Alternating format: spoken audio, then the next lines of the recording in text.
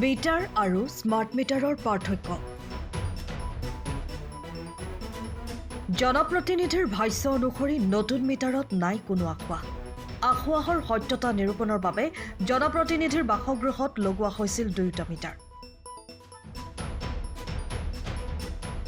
অসমত smart meter লগাব নালাগে।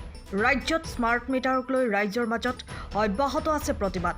জনতাৰ মূৰত ৰাম টাঙোন সোধোৱা স্মাৰ্ট মিটাৰক লৈ ক্ষোভিত হৈ আছে সাধাৰণ জনতা। তেনে সময়তে জনপ্ৰতিনিধিৰ এক ভাষ্য অনুসৰি স্মাৰ্ট মিটাৰ ভাল। স্মাৰ্ট মিটাৰত নাই কোনো আখোৱা। স্মাৰ্ট মিটাৰত 5 পইচাও ইফাল সিফাল কৰিব নোৱাৰে। পুৰণি মিটাৰতকৈ কিন্তু কমকৈহে বিল আহে জনপ্ৰতিনিধিৰ বাসগৃহত। তাৰোপৰি তেওঁ ক্ষোভ প্ৰকাশ কৰি কয় মিটাৰবোৰ সলনি হৈ থাকিব নালাগে। শুনক কি ক'লে যোৰহাটৰ বিধায়ক হিতেন্দ্ৰনাথ গোস্বামীয়ে। ইলেক্ট্ৰিচিটি বোৰ্ডে যি কয় এইটো বেলেগ কথা তেখেতসকলৰ পাৱাৰ ডিপাৰ্টমেণ্টৰ, কিন্তু মই নিজে ডিপাৰ্টমেণ্টৰ মিনিষ্টাৰ আছিলোঁ। প্ৰথম কথাটো হৈছে এইটোৰ বিষয়ত মই কমেণ্ট দিম, কিন্তু আমাৰ মিটাৰবিলাক ইমান চেঞ্জ হয়। মই এইটো মিটাৰ লোৱাৰ কাৰণে মই কাৰোবাৰ বেয়া ভাৱ নাই, কিন্তু মই যেতিয়া আজি বা বহু বছৰ আগতে মই মন্ত্ৰী হৈছিলোঁ সেইটো ভিতৰত, কিন্তু সদায় মই দেখোঁ 2-3 বছৰ মূৰৰ মিটাৰৰ নামবিলাক চেঞ্জ হৈ থাকে।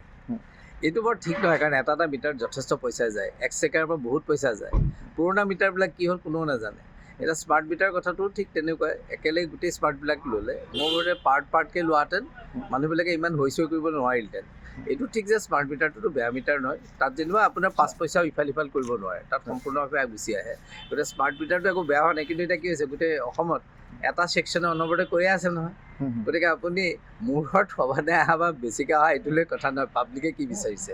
এতিয়া পাব্লিকক আমি কনভিন্স কৰিবলৈ হ'লে মই সেইটোৱে ভাবিছোঁ যে গোটেই অসমত একেলগে দিয়াৰ কাৰণে মানুহৰ মাজত এটা মানুহখিনি যিবিলাক আৰ্থিকভাৱে দুৰ্বল তেওঁলোকে ভাবে যে অকণমান বেছি হ'লে বহুত বেছি হয়, কিন্তু স্মাৰ্ট মিটাৰে ক'তো লিকেজ মানে ক'বলৈ নিদিয়ে, পূৰা ধৰে বস্তুটো।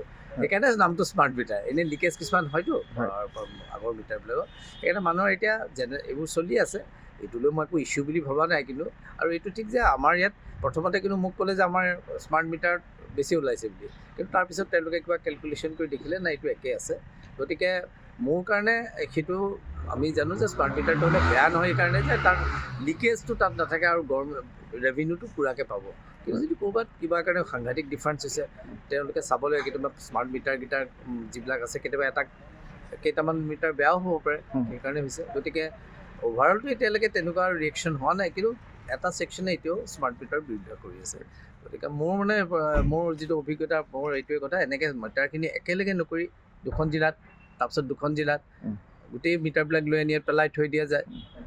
আগতো বহুত মিটাৰ তেনেকৈ পিছত নকৰে। মই সেইকাৰণে ভাবিছোঁ অপচয়টো বন্ধ হ'ব লাগে ইলেক্ট্ৰিচিটি বৰ্ডত। মোৰ একো আপত্তি নাই, মই ইমান প্ৰুফ কৰিব নোৱাৰোঁ হৈছে নাই, কিন্তু সাধাৰণতে তেনেকুৱা কমেণ্টবিলাক মানুহৰ পৰা সময়ৰ খবৰ সময়ত পাবলৈ ফ'ল' কৰক টাইম অফ আছাম।